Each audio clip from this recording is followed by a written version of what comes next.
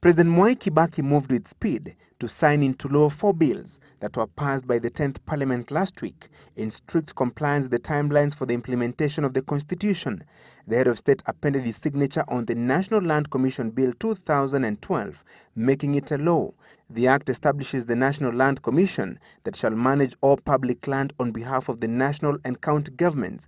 The Act also outlines the rules for the management and administration of land in the country in accordance with the principles of the National Land Policy and the Constitution. According to the Kriegler Commission that probed the contested 2007 general election, land was identified as a catalyst of tribal flare-ups.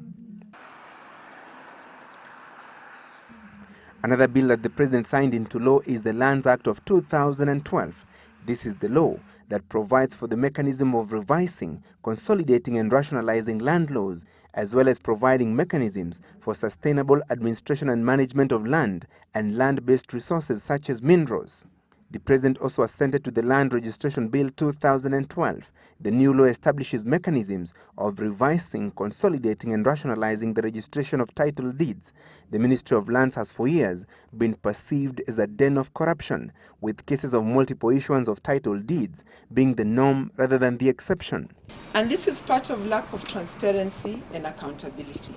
Obviously, when you are keeping fines, you are really acting against accountability and transparency. And then why do people not want to be accountable and to be transparent? In most of the cases, it's because there's a benefit of some time. The Finance Bill 2011 was also signed into law by the president. It is the law that relates to various taxes and duties. However, the passage of this law in Parliament was the subject of heated exchanges in the August House. A section of members of Parliament led by Gishogu lawmaker Martha Karua alleged that some of their colleagues from both sides of the coalition government had been compromised with a 50,000 shillings bribe to vote in favor of the bill that had stalled in the House. This was over an amendment fronted by Game MP Jakoyo Midiwo that sought to regulate interest rates charged by banks. That amendment, however, did not materialize. Francis Gashuri, Sunday Live.